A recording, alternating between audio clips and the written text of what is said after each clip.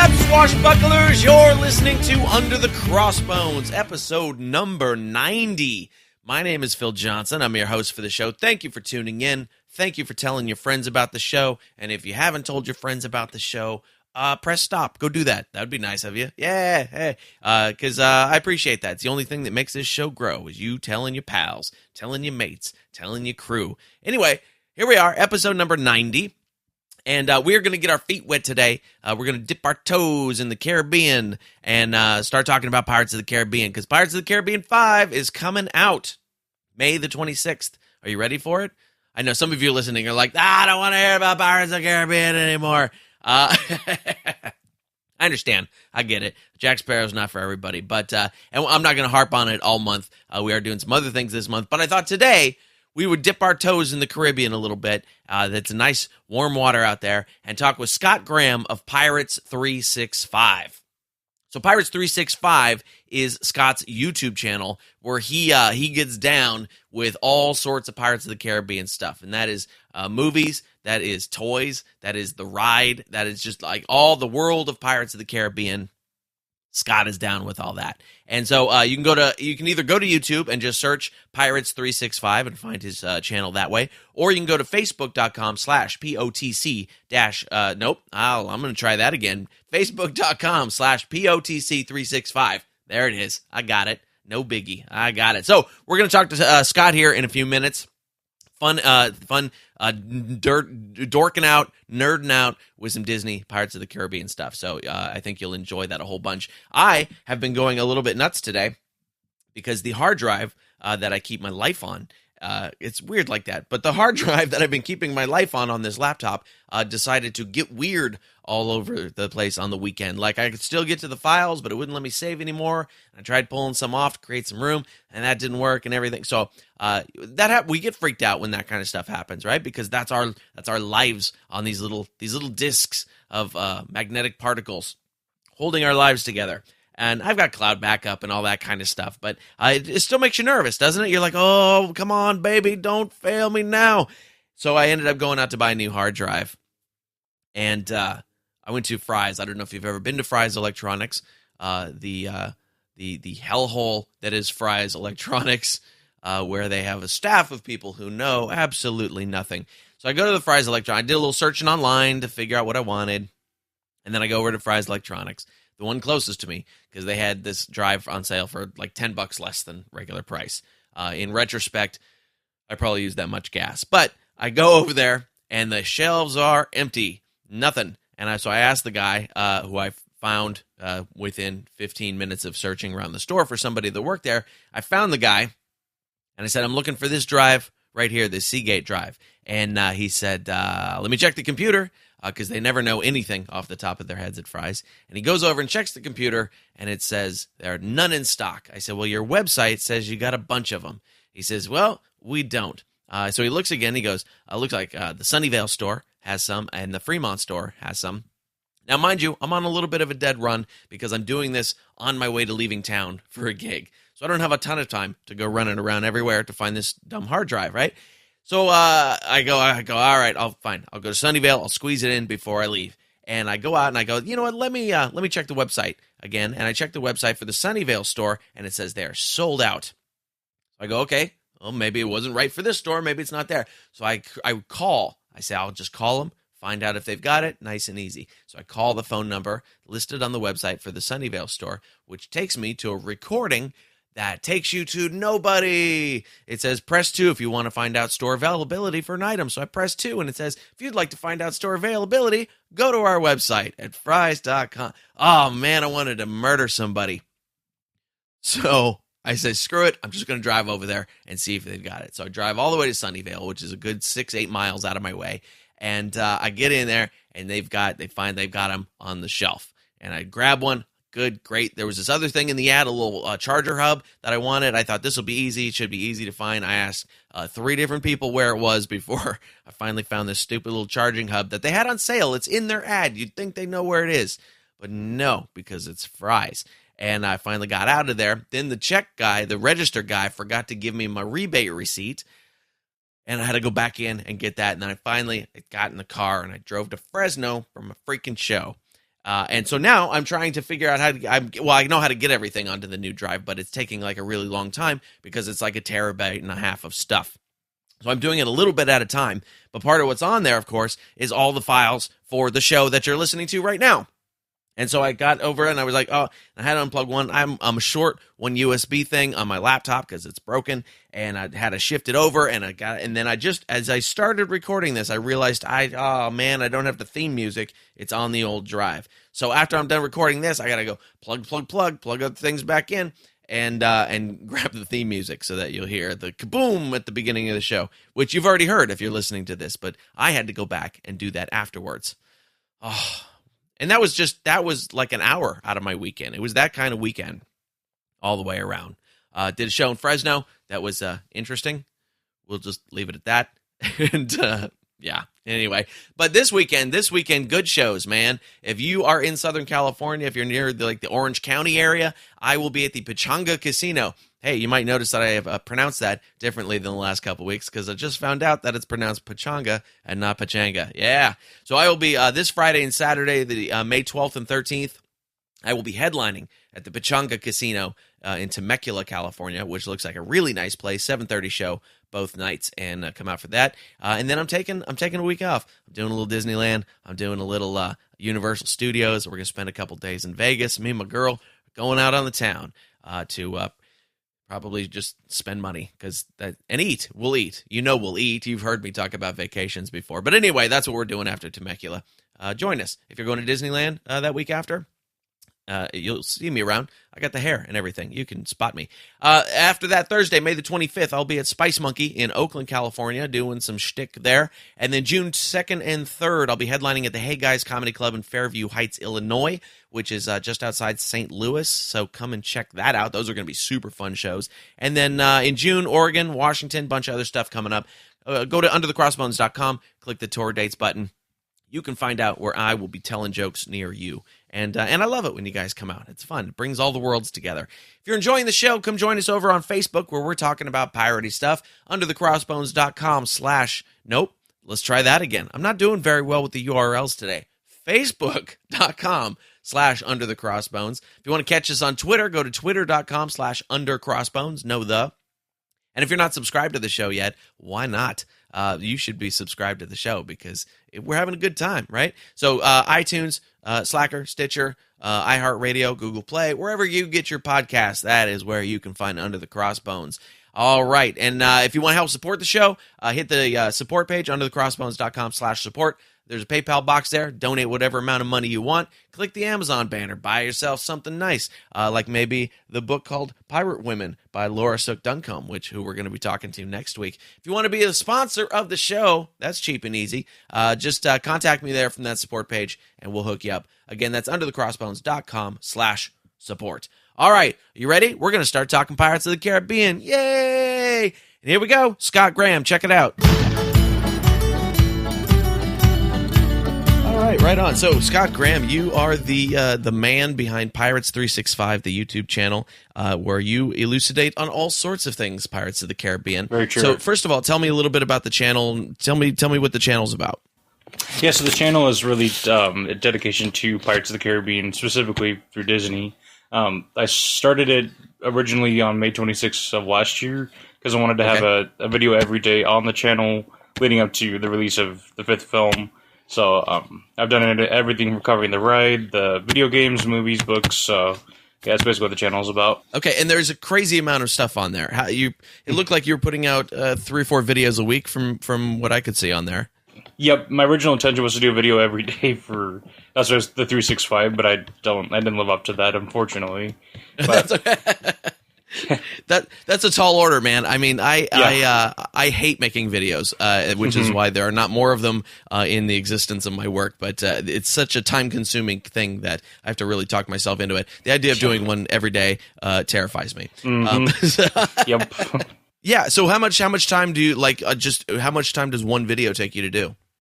Well, I usually try to record. I mean, a lot of other YouTubers probably do this. Record it as many as I can in one sitting, and then editing one can take anywhere from an hour to like 7-8 hours. So just depending on the content, and especially when your computer's not as fast. But when you have a lot like a lot of graphics and a lot of pictures and stuff you have to add, and so yeah, it's a range between one and like sometimes it even takes a couple of days. Yeah, and I think that's something that people kind of miss when they're looking at somebody's 3-minute video on YouTube. They go, "Oh, that couldn't have taken that long to do," but it takes just hours to put something like that together. Yep.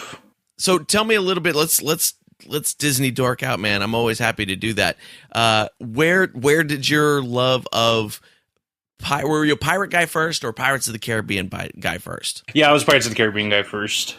Okay, and how did that come about? What was your entree into that? Well, I like to joke a lot of the time that my mom grew up in SoCal, and so since my uncle worked at Disneyland, she got to go to Disneyland all the time when she was a teenager. And so she rode Pirates, and Pirates was her favorite ride.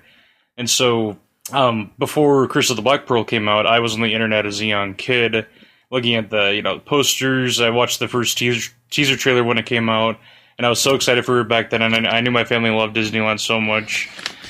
And then when we went to go see it on opening day, that's what really caught my attention for it. So I've been a diehard fan since before I was born, I think, I like to say. Okay. And so did you actually saw the first movie before seeing the ride then? That's good, yeah. We saw the movie, then I went on the ride like a year, I think, after. So it's kind of backwards, but... Yeah, you almost did all the ride references different. So, I mean, when you went back to watch that first movie again, you probably noticed lots of things you didn't know about before. Yep, definitely. That's funny. Yeah, because I've been going on it since I was a kid, and kind of the same thing. I mean, I think everybody's parents take them to Disneyland for the first time, and but my mom especially was also a big fan of the Pirates of the Caribbean, and so we would actually go through there looking for home decorating ideas. Oh, cool. Which is a strange thing, but we were also sort of the Halloween house on the block and all that kind of stuff, So we were always looking for cool ideas like that. And so, what was it?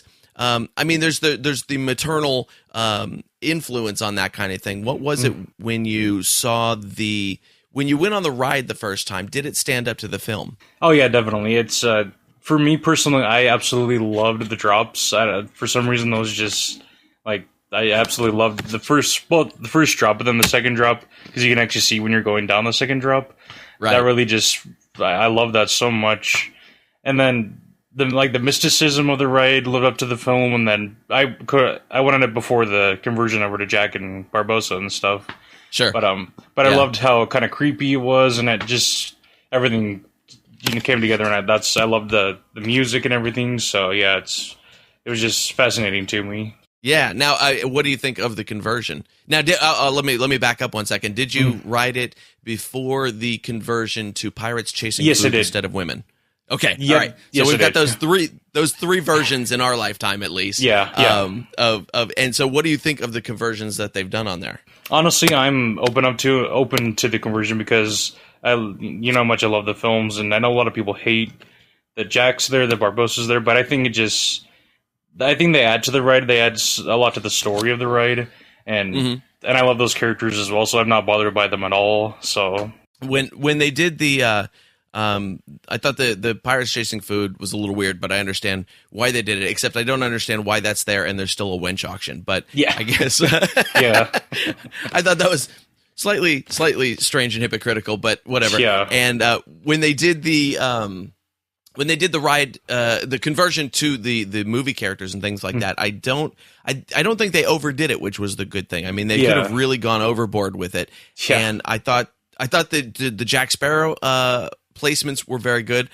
The Barbossa one, I'm okay with, but I really, really liked the old ship captain that was there. That was one of my favorite characters, and so I was disappointed to see him go. Yeah. And then there's the mist effect of Davy Jones, which has never worked for me. Oh yeah, I know. I remember I kind of got let down with that because have you seen the original concept art for Davy Jones in the raid? I don't think I have. No. It's cool because the concept art showed like you're going through an actual waterfall and his face is huge. You're passing like through his face, kind of. But so when you go to the raid, it's kind of like it's kind of way different from the concept art, but understandable. Yeah, and I mean, especially because Disney is so hyped on mist projections these days. Or at least for a few years there, that was their big thing. Yeah. But yeah, I always thought that was not quite an effect that worked. And I think the Imagineers kind of feel the same way because I hear they've been, trying to figure out something else to do with that section. Yeah. Very true. It was always a little bit of an underused section of the ride anyway, because it was just a dark tunnel that they could have done something with. But the effect of opening up onto the battle scene is incomparable to anything else I've ever witnessed. Do you have a favorite part of the ride that you always look forward to? Yeah, I was just going to mention that part right when you go through, and since I love Barbossa so much, right when you enter that scene, I love the smell of the cannon fire, and I love that the water splashes up on the boat and on you. I don't know, I think that's my favorite part of the ride that you go through. Mine too. The cannonball splashes scared the crap out of me when I was a kid. That was Yep, me always too. jarred me. Yep. It's like, sheesh. And I've always enjoyed that. That was funny. Now, what did you think of Johnny Depp hanging out inside the ride recently? Oh, I'm so jealous. I don't know if I mentioned, because next week I'm going to Disneyland, of course, and of course he was there last week, and he couldn't have just waited 2 weeks for us to be there. Oh. Right. I'm going the week after you, I think. So yeah, I was feeling the same way. The same way. Now, the Johnny Depp is a conflicted personage. I can't even. Yeah, he's a conflicted dude these days with the fighting with his management and the divorce and all of that kind of stuff. Yep. What's your take on all that? At first, I've always been in support of him. I'll support him for whatever he does, but I mean, if it ended up being true, that's his personal life. And a lot of people have asked me that, like in the comments on the channel, if I think that's affecting, or if that affected the marketing for this film. And I don't know. I've kind of been on his side through it. I've said multiple times that she was lying just to get money and all this stuff. But I don't view him differently. I don't view him in a negative light because of those allegations. So I mean, he's still Captain Jack to me, so I won't judge him by that. Yeah, and there's always the element of separating the artist from the art. But the one thing that kind of caught me and was when they were doing going through the whole divorce thing and all that kind of stuff. And I've talked about this on other shows. Doug Stanhope, the comedian, wrote a sort of an open letter. Because he's good pals with Johnny Depp, and which is weird to begin with, because they're a different sort of people from each other, just socially, you know. And Doug's take on it was very much that Amber was a little bit of a nut job, and probably doing it for either craziness or money or something like that. And having met Doug a couple of times, he's not the kind of guy that would jump to somebody's aid just for the sake of backing him up on something that wasn't true. And I know they do hang out. So that was the one thing that kind of, had I not seen that, I might have leaned in the other direction quite a bit, because I'm always one to, you know, at least believe that those things are happening until proven otherwise in cases like that. But having seen Doug's response to it, that really kind of swayed me in the other direction. I don't know if you read that letter at all. No, I didn't know about it, so I'll have to go read it now. Yeah, Doug Stanhope, who's anybody listening, if you've not heard Doug Stanhope's comedy, it's amazing. It's the most wonderful stuff, and it's vile and it's disgusting, and it's and you can't listen to it with a weak stomach. But I'll have to go listen. Love Doug. Oh yeah, he's fantastic. He's one of the greatest. And so that's great. So in the new movie, what's your take on the new movie? Because a lot of us have been hoping that it's going to be good, because 4 was sketchy in some places. So what do you think of number 5? How's it going to be? I think it looks great. It looks the cinematography, the story looks great. I know they keep touting that it's going to be going back to the original, which Jerry said when 4 came out. So, and we saw how that turned out. No, but I think Salazar looks great. I love Henry and Karina. The only thing that a lot of fans have been complaining about is Johnny's performance in the film, which a lot of people blame like his alcoholism or that he's acting too much like the Hatter in a lot of the clips. But I'm kind of worried about that. But otherwise, I can be more excited for the film now, so it looks great. That's interesting. I hadn't thought about the Hatter thing, but I can see. I didn't think the Hatter was that different from Jack Sparrow to begin with, except for maybe a little bit more arrogance to it, which is strange, true. One Instagrammer who posts pirate stuff has been posting clips of Jack in the new film, and like one of the clips that he says it's your lucky day. He sounds just like the Hatter, so they call him Hatter Jack now, and I don't know, but he'll do great. I know he will. Yeah, it'll be interesting to see. I hope they can bring it back to some of the early magic, but it's always in danger of being a parody of itself, Yep. which any franchise is at that point. Yep. Fast and Furious is a parody of Fast and Furious at this point. So. Do you have a favorite of the 4 films that are out so far? I know I'm contradicting myself what I said before, but I've said that On Stranger Tides is my favorite. I know it's kind of crazy when I say that, and I've said that on the channel, and a lot of people are like, "Why?" But I think there's something about the story, and for some reason, I just made a video filmed a video about this, but On Stranger Tides kind of feels like it's a great interpretation of the ride. I know Curse of the Black Pearl is like a true interpretation of the ride, but there's something about the story and the visuals and the soundtrack and everything about On Stranger Tides that I just love. Although it does have flaws, lots of flaws, but I think right now it's my favorite film. Interesting. I think I need to go back and watch it again because I watched it once and I think it's in my collection but it was not one that I returned to. Like some of it's hard to return to anything these days because there's so much to watch. But that I'll have to definitely check that out again. What was it about that one outside of being a good interpretation of the ride that you thought beat the other 3? I think moving away, I love Will and Elizabeth, don't get me wrong, but moving away from them and focusing more on Jack, since I love Jack so much, I love that part, and the fact that Barbossa has a really different character arc this time, and just the dynamic of that, I think that's why I love it so much, and I really like Johnny's performance in On Stranger Tides, so that's one of the other reasons I love it. Nice, that makes sense. Makes sense. So. Digging back into your YouTube channel here a little bit, it's an immense amount of stuff that you've put out on there. What's your idea generation process for when you sit down and go, oh man, I got to do another video and I don't know what to talk about? Well, it's kind of this year is kind of an easier and harder because I planned it out where the first 5 months would be focused on the first 5 films. So January would be Curse of the Black Pearl, February MSS and on. And so I've thought, I've had to do videos centered around those films in these months. But so I think I'm more focused on the films. Like this month is the end of On Stranger Tides month, going into Death Metal Tales month the next month.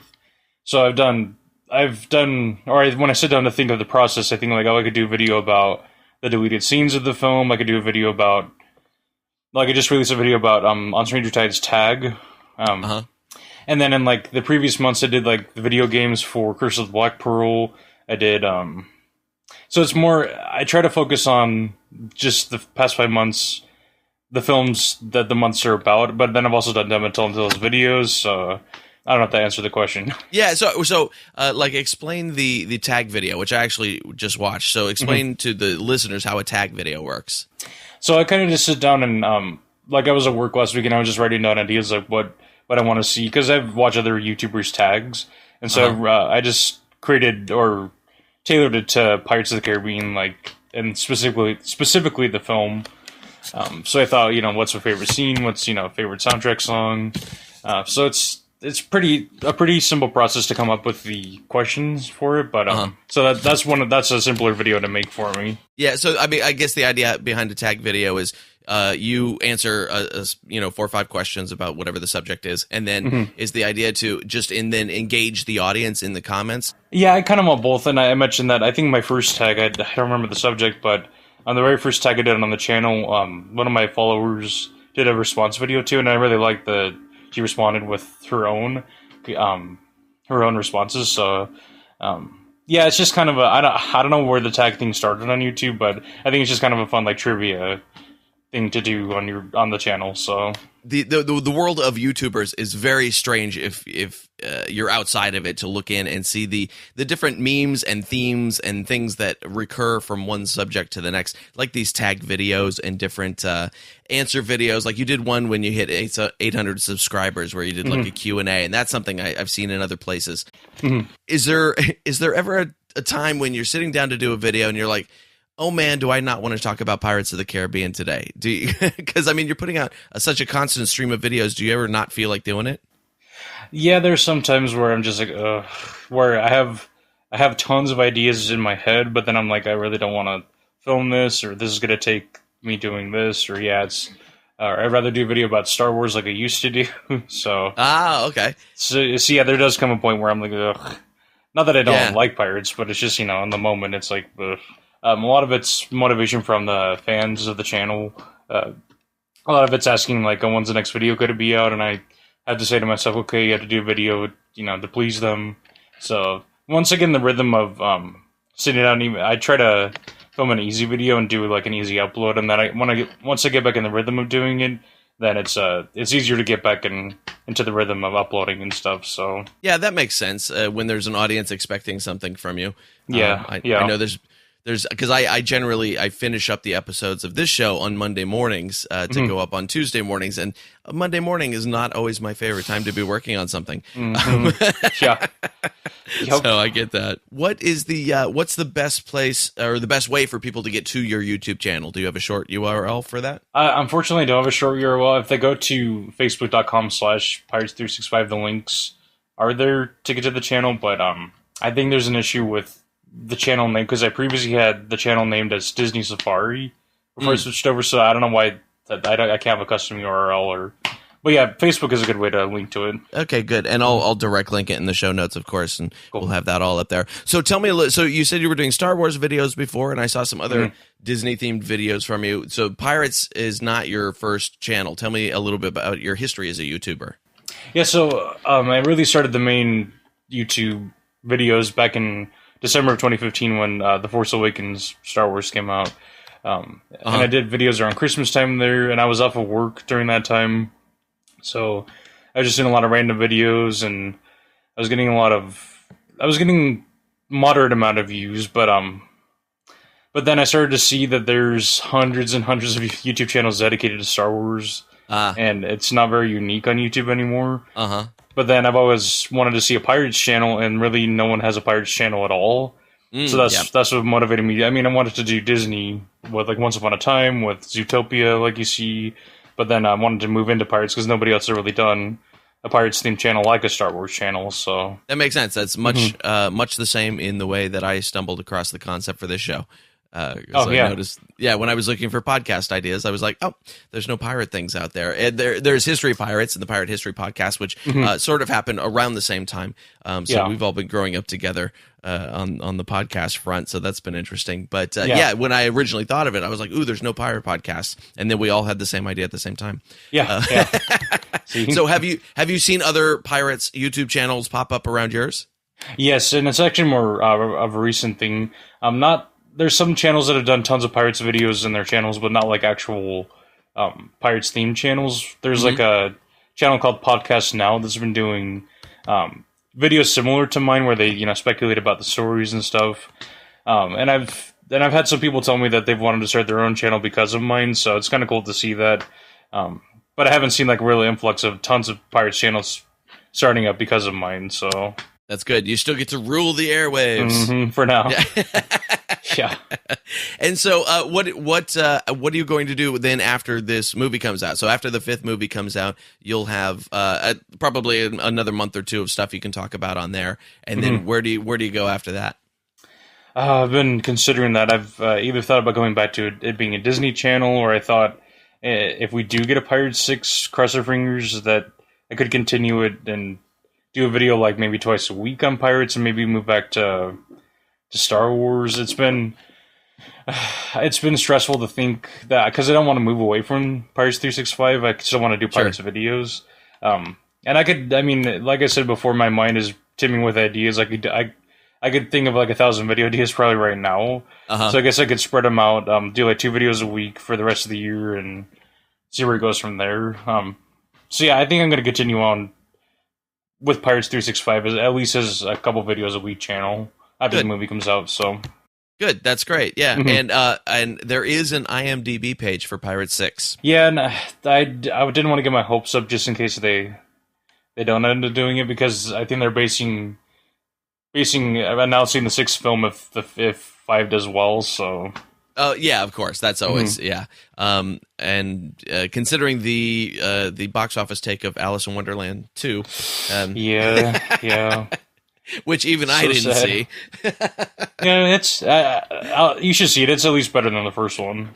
Oh, is it? Okay, because the first one I wasn't super impressed with, and I love the Alice in Wonderland stories, so yeah. a little disappointing, but that's the way it goes. But I'll have to, like I said, so many things to watch that I just don't have time for anything. Yep.